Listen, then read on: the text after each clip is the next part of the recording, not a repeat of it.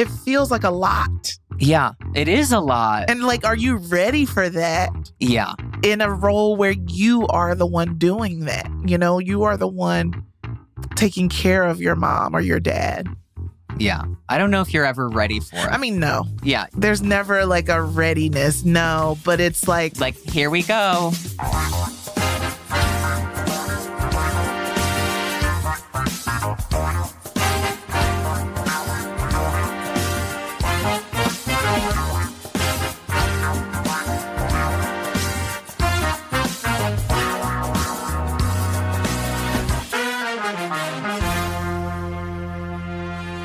What is up, everybody? Welcome to Normalize This, the most famous podcast in the world. Obviously, this is the show where we discuss whether or not ideas, trends, and behaviors should be normalized in everyday society. My name is Adam Rippon. Oh, I like the way you said my name is Adam Rippon. Very documentary style. And my name is Danielle Young. I feel like this so far is going really well. The bar is low. The bar is low, only about to get lower. But today, Danielle, yeah, I think this is just going to be a really interesting topic to talk about. Because Stop teasing the people. What is it? Okay. Oh my God. We're going to get there. What today, is it? You're like, this topic. Oh my God. The topic. I'm trying to get extra words in here. Topic. Yeah, I'm like never going to talk about it. But today we're going to discuss parenting your parents. So Danielle, what do you think? It is a responsibility. Okay. It is definitely something that sparks a lot of joy. Emotion. Because it's like, yes, I can, but then it's like, can I? Oh my God. But it also sparks a lot of anxiety and a lot of pain and a lot of like, my God, today. So I'm very, very excited. And it's also very my God today. Yeah, it's like a therapy session where it's like, yeah, I'm very excited to go to therapy, but I also am like, oh my God. Yeah, it's I think it's going to be really interesting because I think that there's a point in every person's life, if your parents are still alive as you get older, that there's the first time you like see your parents as like human beings. Yeah. As people that have just been here to take care of you. Yeah. Listen, well, before we get into it, because this is all good for the actual discussion. Yeah, I'm bottling up, I'm keeping it in. But stick with us. Adam's not going to just give you the whole podcast right now. We're later in the show, we're also going to do our favorite segment, a game we call Keep It or Curb It, where I and Adam decide what we love and cherish and hold in our hearts and live forever and what we're dragging to the streets. Yeah. Not even in a bag. It's just straight to the streets. Straight to it. Yeah. No one wants it. No one wants it. Danielle, do you have a fun fact about yourself today? My facts are always fun. I think they are. I don't know. I think I want to lean it towards the topic of parenting your parents. And one of my fun facts, I think I may have shared this with you all. My mom, who I call my mom, is actually my aunt.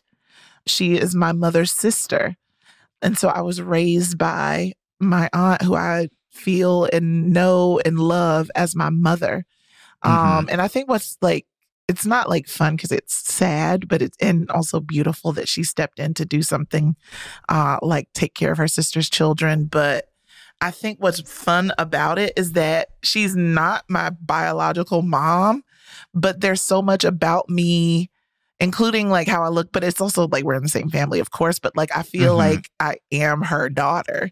You know what I mean? Like I've never felt... Oh, that's so beautiful. Yeah, I've never felt like my actual mom didn't exist, but it's just like the way that she raised us and has always included my mom and talked about her memory and stuff. It's always been a very beautiful gift. And as you were talking about the idea of like not seeing our parents or starting to talk about before I interrupted you, not seeing I needed that. I needed because we're going to get into it, but to not see our parents as parents or people and see them as these people that have raised us, and you know, like it's really interesting to see someone like her, like it's like her taking us in was like, oh yeah, of course. It's like the story. It's my life. But then now that I'm 38 years old and I think about like she was around that age or so when her life changed and she got 3 new children, to think about that outside of like the story. And of course, it's like the human of that, the person that she is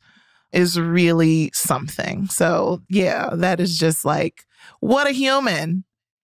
What my a mama human. is. Yeah. Yeah, she really is. We what love a her. beautiful person. Shout out What a to you, Gwen. Gwendolyn Peace.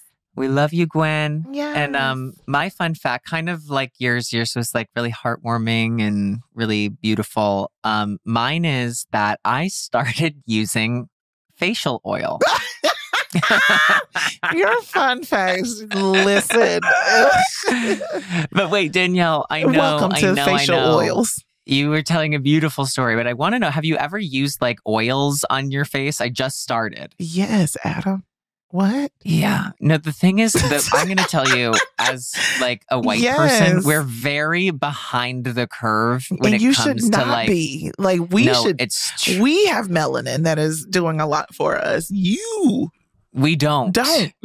No, we should be covered and slathered, and oils. Actually, we're the driest people on earth. But now I'm getting wetter and wetter, so I love it. So that's my fun fact. What kind of oil was it that you tried? Palmer's. Do you ever use that? Like they have one that like the cocoa butter Palmer's. Mm-hmm. It's look at you, fantastic. Straight to the black section. Well, listen, I'm going to what works. And I know that's right. I'm going to what works. I thought I was going to hear something else, some other essential oil that you were trying. It's really nice to know. No, I'm going right to Palmer's to the source. Cocoa butter, 100%. Because listen, I think wait until you discover shea butter. Ooh. Oh, I'm ready. You know that I was. Don't get it unless it comes in a tub and it's real thick and hard to get out. That's exactly what I want. I want thick, hard to get out. Slather me up. Yeah, shea butter. I'm gonna get you some shea butter. It's gonna change your life. Yeah, I'm not gonna gatekeep the shea butter. No, I don't know. Shea maybe for every day. And on that note of me finally moisturizing my cracking, bleeding skin. Let's dig into this episode. I know it's bleeding. Okay. Because, California's water is harsh on the skin. Yeah. Yes. Very harsh. Let's get into normalizing parenting your parents. That has a lot of context to it. Yes, it does. I believe, because it doesn't only come down to like their golden years and like where they're going to end up, hopefully not a rest home, but like someone that they raised or loved them for their whole lives is a home instead. But like the older you get, your parents feel like they become the kid. Yeah, there's also moments where, like, as you get older, you want to do things for your parents, but it ends up being sometimes the things that they would do for you. Like, if they come to visit you or if you see them, it's like you're the one taking them to dinner. You're the one bringing them to a new place and showing them around. And it's like the roles definitely feel at times like reversed. And of course, this is like the very sub layer of what we'll get into. Yeah, because it's also facing their age. Facing my mom is now 71 years old, seeing that she has indeed lived most of her life already. Mm-hmm. And how that must feel for her and how she must reflect on that and how that can make her feel. Because that also was something, and especially in my 30s, and just like knowing and learning that these people are also considering their mortality. I know it's a huge moment. It's like such a pivotal moment in your life where you see that person as that you've always seen as like, just all powerful Oz, right? I felt that way about my mom, that Oz-ish kind of thing, and not wanting to disappoint her and not really getting a chance to like know her as that person, but just as this authority and someone who wanted to do really, really good by me, because obviously she had that other layer of parenting someone else's child and, wanting to do the best job she could. And there's a lot of moments where I'm just like, ooh, could have did better. But I think part of growing up is releasing that. Yes.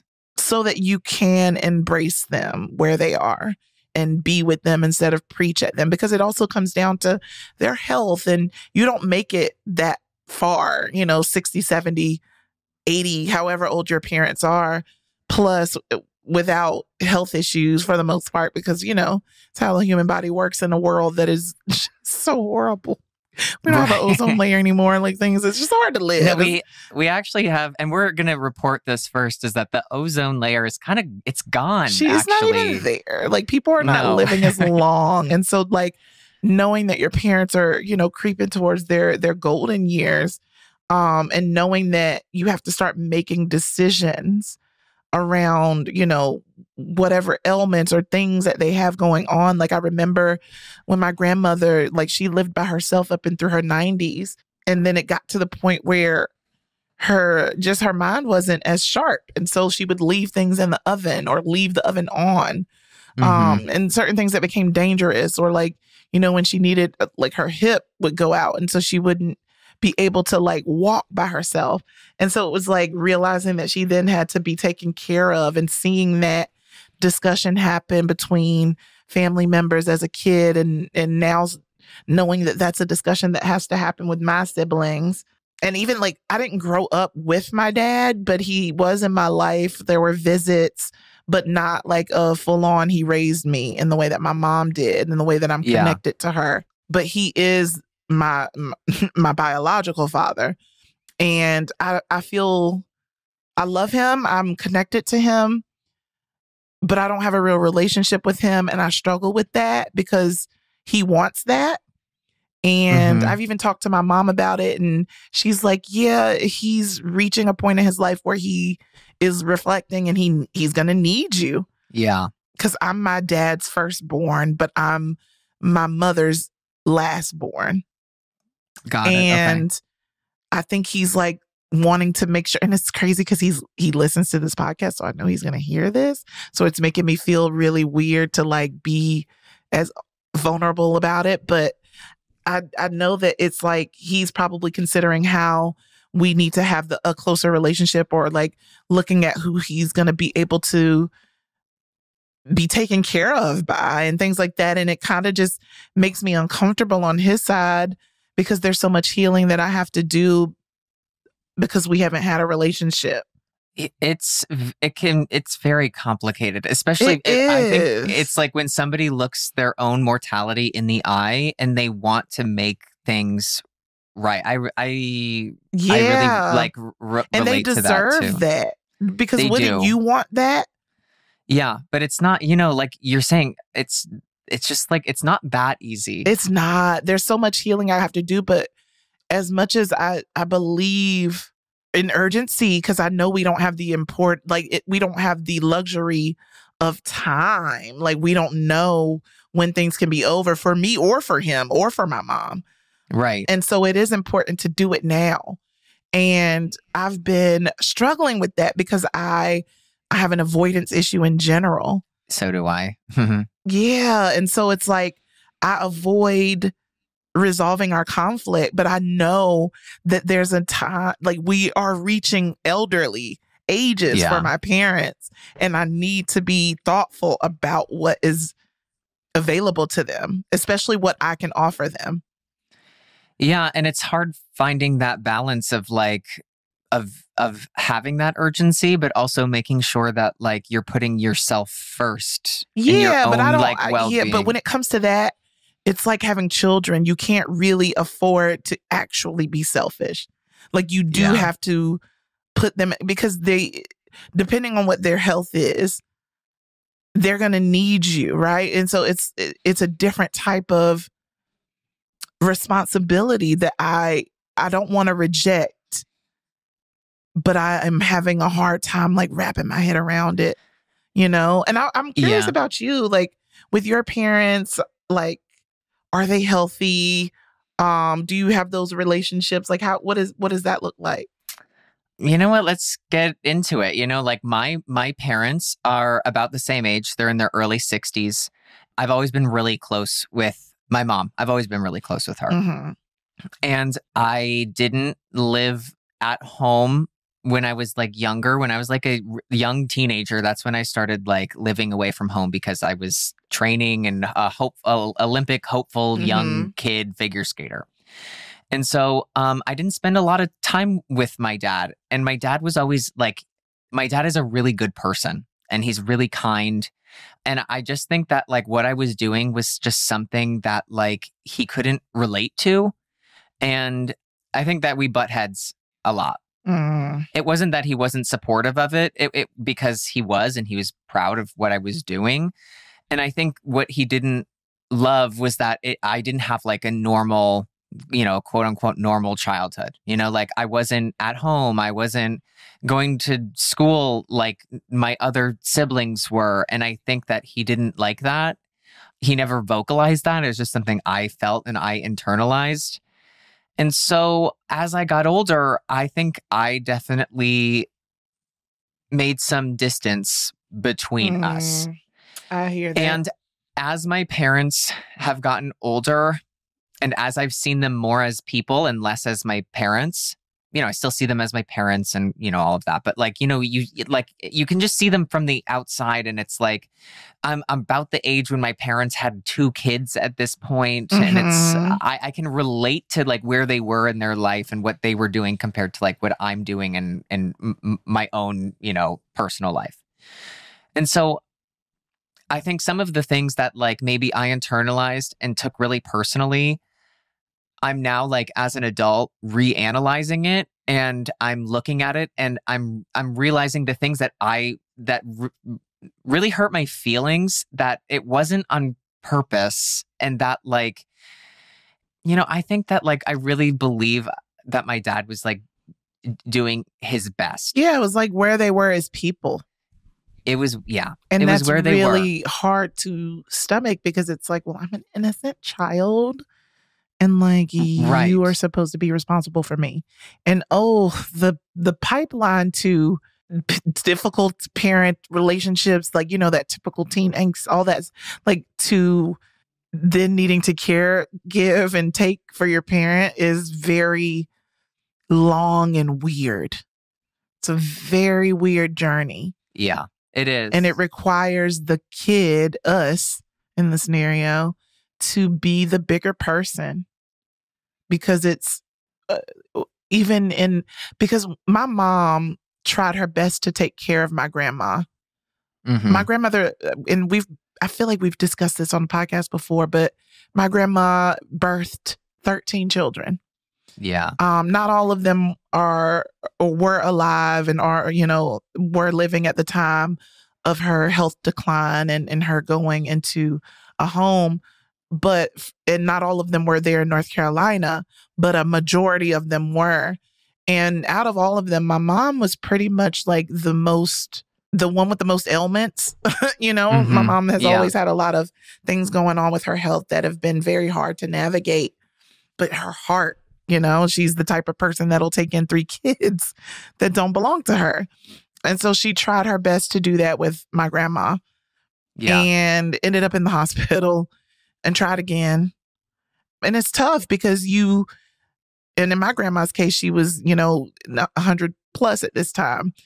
And so it's like, her mobility and having to bathe her and having to take her to the bathroom. And this is a lot of information, but, God bless, because I know people feel connected to us in different ways. And like life is real. But like my grandmother would soil herself and having to be a sickly person trying to clean up an adult who has soiled themselves. It's like it was a disaster. Well, this is like it goes to a point that I wanted to talk about of like one of the first times I really saw my mom as like a human being person was my mom was one of 7. She was the 6th of 7 kids that my grandmother had. And as my grandmother was getting older, my mom was one of the younger siblings. And my grandma had like a really bad heart attack when I was born. You know, she was just always like such a spitfire. Like she just was like so much life, everything. So she had this really bad heart attack. You know, the priest was at the hospital, you know, giving her last rites. They didn't think that she was going to make it through. You know, this is like 1990. And so, you know, they didn't think that she was going to make it through. And then all of a sudden she like comes to it and she like turns to everybody and she's like, somebody get the Monsignor a chair. And like, you know, she just all of a sudden was like, fine. And so as she was recovering, my grandma actually, she lived with us and she lived with us for a few years. So my grandmother, like she was with us all the time when I was a really young kid. And then she got so much healthier and she was completely like just a real hearty Irish Catholic woman, like, you know, not going anywhere. And that's how I always knew her. You know, I always knew her as this like strong, independent 4'10" woman, you know? When she started to, you know, she was always living on her own. And then it was just, she had this like one fall at her apartment and she hit her head. And then after she hit her head, she was like in her like late 80s at this point. And when she hit her head, then that's when like she just really started to decline. And I could see like my mom dealing with the real life consequences of getting older. Yeah, she's having to literally just take care of it. And probably as a mom, it's just happening. She's just taking care. But then it's also like, that's my mama. Yeah. That has to, it feels like a lot. Yeah, it is a lot. And like, are you ready for that? Yeah. In a role where you are the one doing that, you know, you are the one taking care of your mom or your dad. Yeah. I don't know if you're ever ready for it. I mean, no. I don't think, you know what I, like. There's never you know like a readiness, no, but it's like. Here we go. Right, like. But do you have the mental capacity to become the parent for your parent when the time comes? Because honestly, like as healthy as either of our parents could be, like anything can happen. You know what I mean? And it's like, it could be an overnight thing. It doesn't even have to be gradual. So it's like, damn, are you ready? No. I'm not. If I'm being really honest, I'm not. No, because I'm not even like, I mean, I need to be ready to like hire some help because there's so much that I'm like, I don't know if I can do that.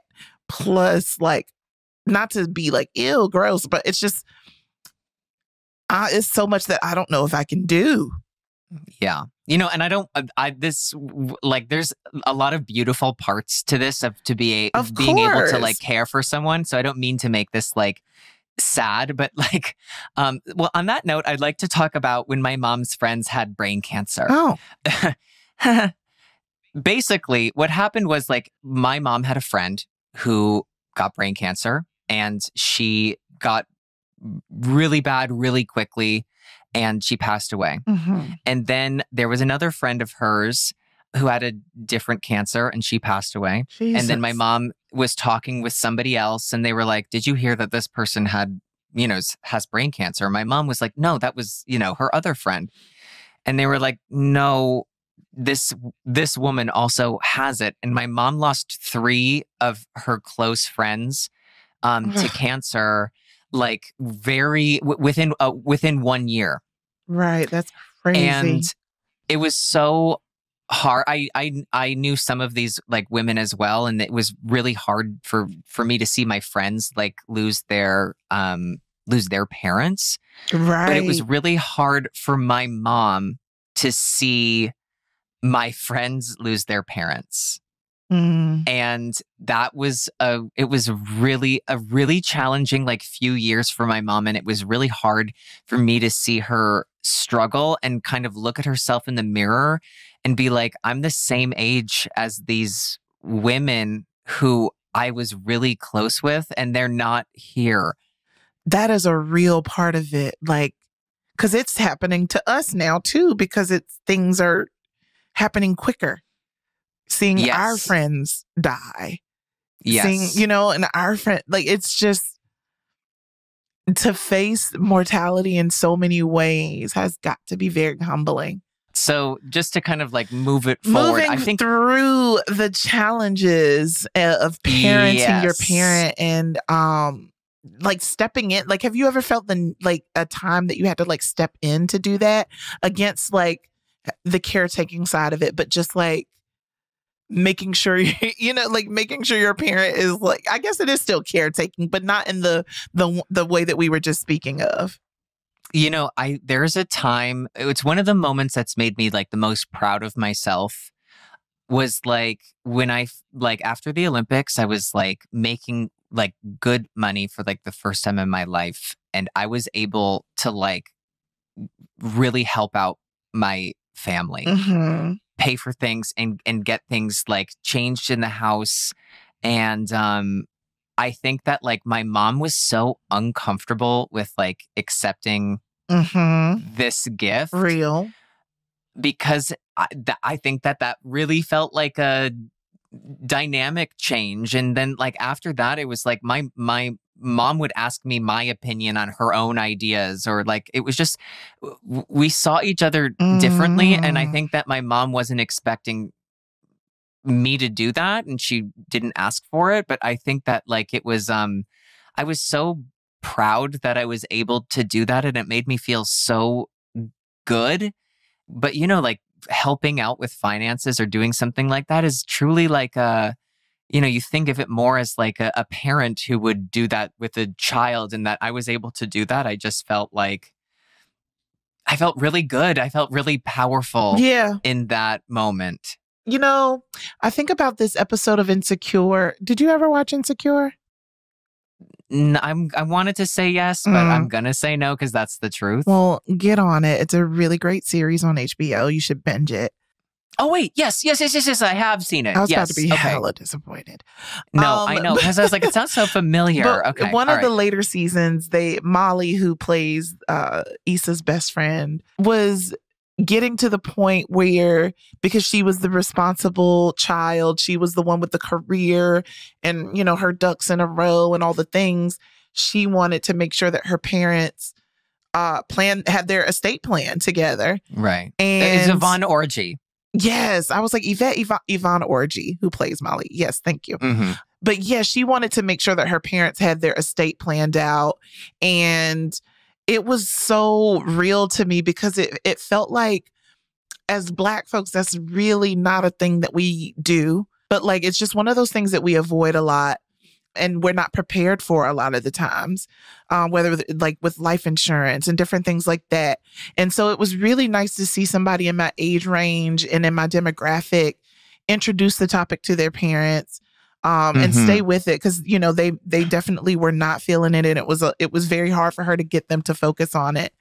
But it matters, because like as we get into how things need to be put together and not be a mess, that helps.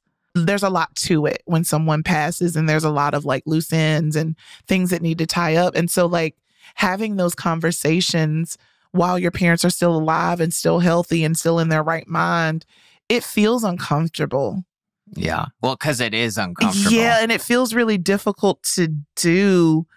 And it's like, I don't really know how to handle it, but I think my mom has gotten more open about the conversation. Like, she's always been an advocate for life insurance. So she's never, and when we've all been like getting real jobs and having those abilities to sign up for that stuff, like she was like, just make sure you always get your life insurance and da-da-da-da. And she would have those conversations with us so it wouldn't feel icky, but it would. You know what I mean? Like, we'd be like, okay. So now that she's trying to bring these conversations to us, I think we as a collective, me and my siblings, are trying to avoid it. So it's like, I think it's just going to take one of us to be for real about it. You know what I mean? Yeah. And it's like, oh, yeah. I'm really having a hard time doing that. I mean, because it's a time for, like, I've been saying, like, I've seen my mom have that look in the mirror. It's a time for, like, if you're having that conversation with a parent, it's a time for you to go like, okay, this is like where we are. Like this conversation is like a really important thing to have now while we're able to. Yeah. And it's like the last time I was home for the holidays, me and my siblings did have the discussion, and it's pretty obvious. My oldest sister has been my mom's caretaker for much of her time, dealing with medical issues and doing the doctor's appointments and knowing the medicines. And she keeps up with that stuff. But I think, my sister just became a grandmother, and things are changing in her life and things are happening in her life. There's also a lot of healing and things that she needs to do around having to be their caretaker and feeling obligated to, and no one else doing it and stepping up and sharing that responsibility. So there's a lot of anger and hurt there. And now that my mom is getting to a point where we actively need to make some decisions, she's kind of the person that we're looking to be the one that steps in and be like, can you take her in and make sure everything is good? But like, I feel bad that the responsibility is on her. And she's also feeling like she's rejecting it now that it's like getting closer to that reality. So it's like, we're going to have another come to Jesus. And with my grandmother, that's why my mom kind of took on the role. My mom was one of the younger siblings. Yeah. And so it was just, it's very, my aunts grew up in the 40s, right? Ugh. Like the 1940s. Jesus. And so it's like they, had their own kids and were married at like 17. But when my mom was born, they were like 16, 17. Yeah, that's so they were like very similar. Yeah. So they're taking care of the younger siblings. I mean, I know when I was like 11, I was changing diapers for two kids. Yeah, that happens generationally a lot. Yes, especially in big families. Yeah, but end up, if you're always the caretaker like that, you do end up because you end up being resentful because my oldest sister was also looked to caretake for me and my other sister who's closer to me in age as we were growing up because she's the oldest girl and we're girls. And so, the boys could do whatever, but my sister had to like babysit. And then now, as we're older and my mom is getting sick, now she has to technically babysit my mom. And so it's like, I think she spent a lot of her life having to be the caretaker. And I don't think anybody in my family has actively acknowledged that, which is where the hurt and all that comes from. So it's just going to be a really interesting place to go into with my family as things start tipping more in that direction. It's just like, family dynamics, good God, they're enough to deal with in general. But like having like major responsibilities like that, it's a rocky road. It's rocky because it's a very complicated and it's a very nuanced conversation because I'll also like when my grandmother was getting much worse, my mom and one of her sisters, because my grandmother lived in Pennsylvania where my mom is. Right. And one of my mom's older sisters lived there, and they were the two who were, primarily taking care of her on a day-to-day basis. Mm-hmm. And when she started to get a lot worse, they have a sister that lives in Florida, and she specializes in working with patients who have like Alzheimer's and dementia. Mm-hmm. And my mom, they brought my grandmother to Florida, and it was like, okay, it was just a very complicated thing of like, this is like, she's not ever coming back to Pennsylvania. She's going to Florida. Yeah. My mom had to give up a lot of control, and it was just very weird. See, people don't like to do that. Yes. They don't. Yeah, they don't.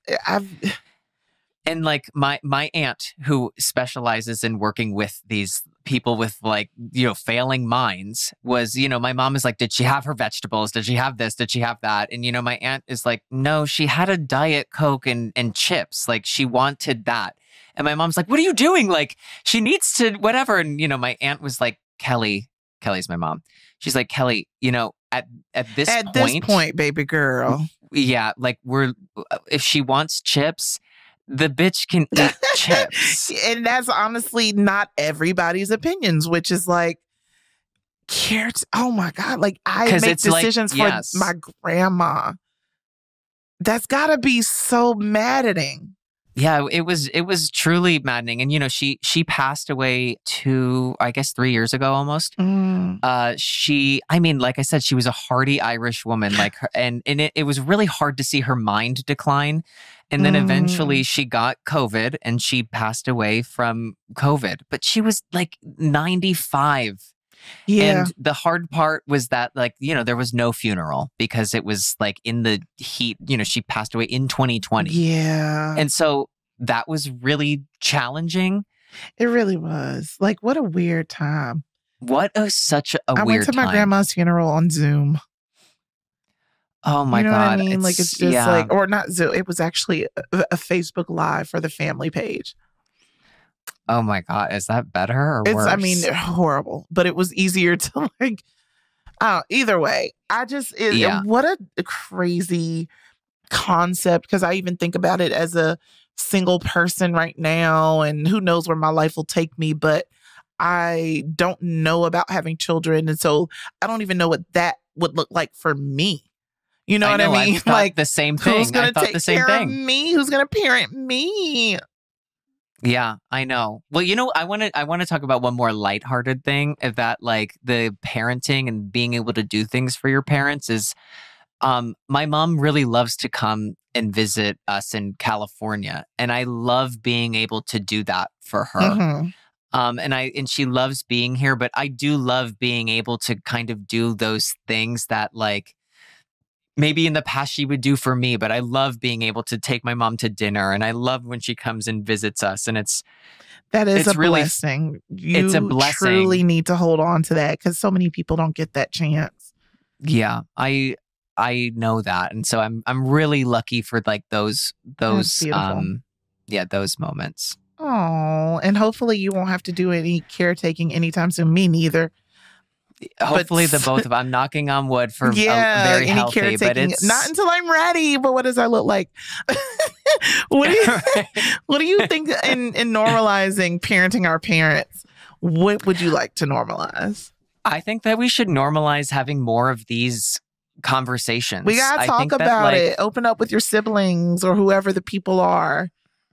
And I think that, like, it's just like being really honest with, like, it's just a really difficult thing. And that, like, there are going to be people who are acting stronger in your family unit or might take on that initial caretaker position, but it doesn't mean it's any easier for them. Right. And I think that is something to just keep in mind, that, like, just because somebody steps into that role, it doesn't mean that they're prepared for it or that it's something that they're ready for either.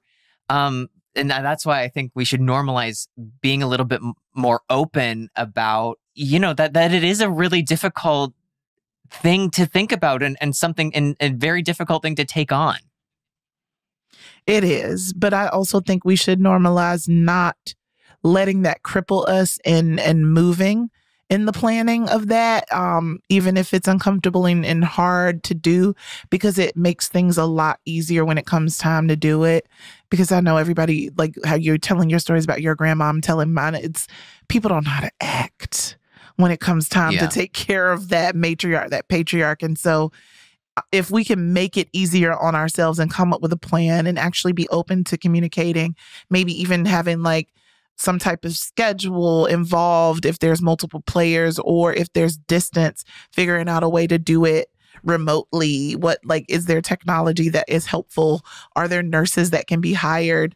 There is a place for us to understand the uncomfortable, not only understand, but to like soldier through the uncomfortable conversations to get to a place of some form of preparation. So yeah, I think we should just normalize that there is a beauty in that responsibility of parenting our parent. I also want to normalize, you brought it up as like what a privilege it is to be able to like spend that time with your parents. Yeah. It is. And so I think we should normalize like really being more present and grateful in those moments that we get to have with our parents and people like around us who are getting older and that are older than us and our mentors, because like, it's important because like, no time is guaranteed, right? Yeah. None of it. That was beautiful, Adam. Well, you said it. I just said it with different words. So, That's as usual. the long and short of this podcast. Yeah, it is.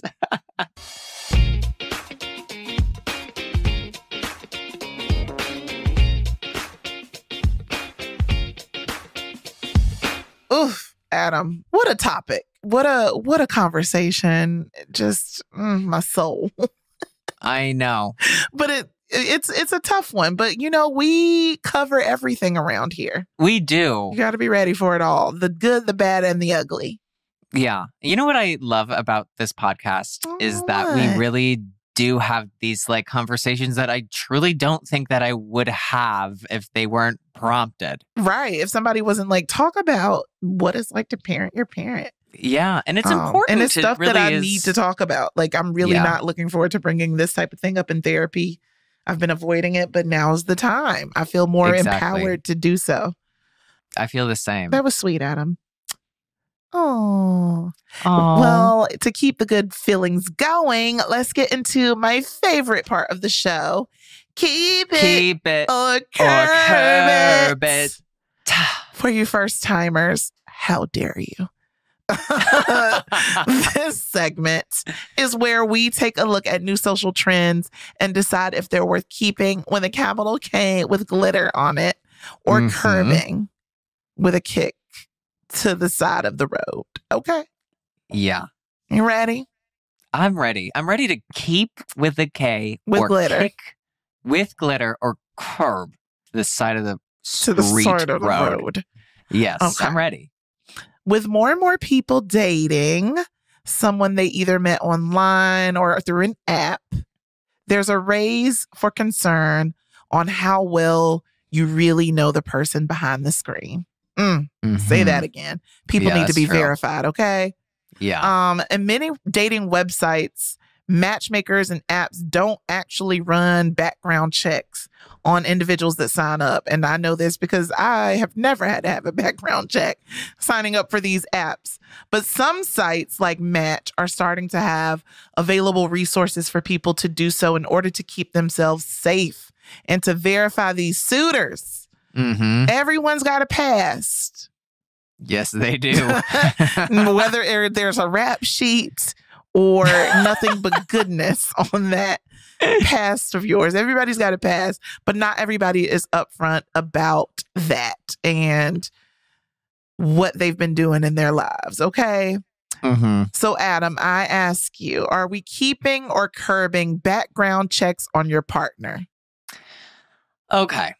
One, I think we should keep. I think that's yes. I think that's a trend on these online dating and matchmaking, sites. That listen, I wish I had a friend that was a detective because I would ask my friend to just run them real quick through the database. Yeah, can you give me something on this out of the system for this one? You know what? Because when you meet people on the street, like IRL, right? You don't know the person. You don't know any of these fools. You don't know any of them. But online, I think that it can be even worse because, we would sometimes travel to these people. I mean, I met my husband on Tinder. I know. Like, he's was from another a whole country. Other place. And so there was a lot that I didn't. Oh my gosh. Like, I felt like I didn't know. A background check on your husband? I don't even know who he is. Who is this man? I have no idea. That's why I need a friend who is the detective to run the background check. I'm keeping a background check, honestly. I think that I've especially never on these, done it, to be honest, in any dating or anything. But it would be, especially now in my life, I'm on my way to being a public figure, and some would say you're public. Some would say I'm pretty public, but also I want to know your background. I want to know. I need information. I need to know who I'm dealing with because there's a lot of, I don't know, there's scammers out here. I just need to know that you are connected to something and not just out here. What was that Dirty John in me? Yeah. I don't need you to date Dirty John, Danielle. You know what I mean? Scammers are real, Adam, and they prey on women like me. Yeah, beautiful, smart. Smart, single, wealthy. Yes. Public. They do. They're waiting for you. Oh, please. I'm just speaking that into existence. But no, for real, I think background checks are good. Yeah. And if there's any websites, please, when you slide into our DMs to tell us what you want normalized, tell us what sites exist where we could currently go as a civilian and run background checks. Because I would really love to be able to do that. Because I'll say that, like, you know, you can do so much on your own, right? Like, you can go on an Instagram or a Facebook page. Neve has showed us on Catfish. We can reverse Google image search. Right. We know here. We know. We're going to make sure you are who you say you are. Yeah, exactly. So, but, you know, I think, like, if there's big things, I think that I would like to know, you know, like big criminal offenses. I think that I should know. I think you should. Yeah. So keep it. I think we should keep. Love that. All right, Danielle. Mm-hmm. Our next keep or curb. Are you ready? So ready. Trevor Noah recently announced his departure from The Daily Show, saying he didn't feel that I love him too. I think he's just so great. Yummy. So, I mean, I was kind of sad because I love him on The Daily Show. I do. But what he was saying is that he didn't feel like the late night series, like it no longer represented the holy grail of comedy. And also, like in that vein, CBS is also now ending the Late Show franchise after almost 3 decades. And the network is bringing back an old Comedy Central show to replace it. It's like a game show thing that they're going to bring back. Interesting. And that's because there's this shifting landscape of late night television. There's lower ratings and ain't nobody trying to stay up all night to watch that. I'll see the clip tomorrow. No, and we all have streaming services and we can watch things whenever we want. And so cable is just becoming more and more a thing of the past. So, Danielle, should we keep or curb late night television? I'm curious to what you might have to say. Yeah, I'm actually curious what I'm going to say because I feel very much a way about late night television becoming extinct before other people outside of white men got a chance to sink their teeth into it. Yeah, I agree. I don't like that late night television is going away when we haven't had like a real prominent. We haven't had any other, and I mean, italicized other hosts. Like when you think of late night, you think of Jay Leno. You think of Fallon, Kimmel, all the white men. Right. And Trevor Noah represented a departure from that, a breath of fresh air. And every once in a while, you would catch a guest host on some of those, like a Leslie Jones and stuff like that. And it would be refreshing to see people like that sit down with some of your faves. And it's kind of sad that we didn't get a chance to see a shakeup of that, enough of a shakeup, because there also is like the Amber Ruffin show. And I was just going to bring up her show. I loved her show. Samantha Bee also had a show. Samantha Bee, yes, which was amazing. We saw a little bit with Chelsea Handler, and how great those perspective comedy conversation shows could go when there's some other type of representation involved. So it's like, dang, I hate that they are antiquated now. They don't represent the holy grail of comedy. Comedy shows in the basements and those New York spots, those represent, I think, the holy grails of comedy. It's not the epitome of a career anymore. It's it's not. It's like just people, so different. Yeah, people can go so many different avenues with comedy. But I think, late night, I don't want to curb it. And I know that we can watch anything at any time, but they're the same way. I feel like I'm going to sound like an auntie, like the same way that we used to anticipate album releases and going to the store to like buy the CD and to be able to like leaf through the papers, to read about the songs, to see the lyrics, is like the same way I feel about like late night television, like waiting to be like, oh my God, I want to see that interview with Denzel, or oh my God, I want to see, you know what I mean? There's a nostalgic beauty to that that I don't want to see go away. And I want to also see a chance for it to be diversified. So we are going to keep late night television if it gets its act together. Well, you know what I think? I think that like with streaming is that there are going to be shows that feel late night. Yeah. And I think that like that's the way it's going to go. And I agree. think that like the Amber Ruffins and the Samantha Bees, like they've pioneered and they're kind of at the forefront of this, like, you know, this changing of the guard, especially like Amber Ruffin, you know? Like, I think that's what's really cool to see, but I think that that's what late night is going to look like. It's going to look like you can watch it at any time. But it's given after dark. It's giving after dark. Yeah, because I've always wanted a late night show, to be honest. And I mean, I think you'd be great on a late night show. I really still want one. And I think that you would be great. I think like I definitely can see you having one like on a platform that like, you know, it's just like I can see you. You're just so good with talking with people and having people and I have ideas up. And I'm funny. You are all of those things. I want to give skits. I want to give games. I want to give conversations. So many good things. I want you my want to house give. band. I have a couple of ideas of like my house band. I don't want to reveal it because, you know, I'm going to have No, this you show. have to keep it under wraps. And, you know, I also want a show like that for myself. Like, I want to be able to do that. Adam, and back like, up. First of all. Yes. I'm just playing. Live your dreams. You know, like, I think that like that there are more opportunities now. And I think it's going to be really Let's get cool our late to night see. shows. I'm ready. And I'm ready to have you on mine all the time if I can just be in the band on yours. I can just be the conductor or like the studio audience person giving all of like the crazy reactions in like the third row. If that's what you need. Possibly. Yeah, I'll think about it. Just think about it. Just know that I'm working on my facial expressions. Nice. I'm going to have my people call your people. So stay by the phone. Okay, I'm always by it, but I think keep late night television so Danielle and I can have diversify shows. It. I did say not another white man, and Adam is trying to get his, but you know. But I'm using the more the merrier. Lotion now. There's shea butter involved with this white man. So it's like it's still very white, but I'm really trying to be moisturized at least. It's soft white. Soft white. It's soft white. I love it. Soft white is my favorite thing.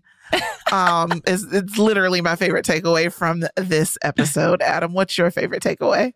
You know, as usual, Danielle, I love how open and honest you are. I know. You make me want to open up too. And like, I really got in there about my relationship with my dad. You did. And like, I didn't know if I would ever have a conversation like that and talk about my own parents like that. So again, like always, I really, really, really appreciate you. And you, I love doing this with you. Soul. So that's you bare your soul and you make me feel comfortable to do the same. So that's my big takeaway. It's my usual takeaway from every episode, but I mean it every single time. Yeah, it is. I do think you're amazing. Yeah. I'll take it. Thank you, Adam. Well, listeners, friends, family members, that's our time for today. We are so grateful that you could literally be anywhere on the internet, but you are here with us. Please continue to do that because that just makes me feel so good. Yeah, we love it. We really love that. Make sure you're also rating, commenting, and subscribing to Normalize This wherever you are listening to this podcast. And continue to reach out to us on social media and let us know what you want to see normalized. We are loving your suggestions.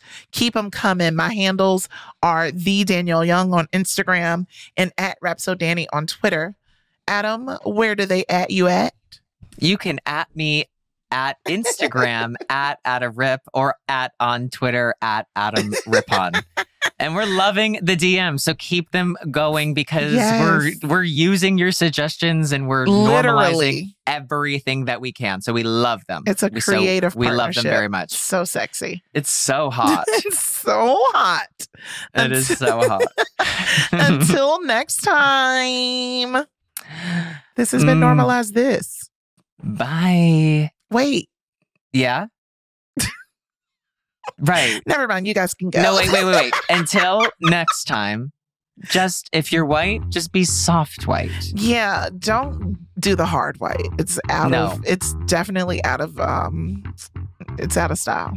It is. And cocoa butter is for everyone. That is kind of how I want to leave this. I don't know how I feel about that, but well, it's going to be for me. So, you know what? Actually, that's how we don't want y'all to be dry. It is for everyone. Go ahead. Okay. Go ahead. Bye, everybody. Bye, y'all. Get your cocoa butters.